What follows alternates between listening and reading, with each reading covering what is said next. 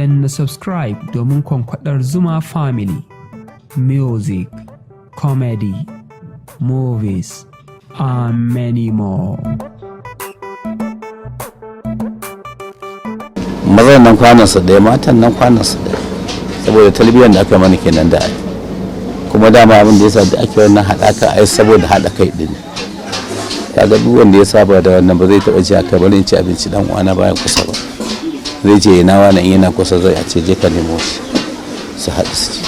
To ba kana ganin cin abinci kwano ɗaya kan kawo zumunci da wani dangantaka da wani abubuwa ne? Kwarai yana kawowa, cin abinci kwano ɗaya yana kawo zumunci, dan kaga ba mai kyama wani.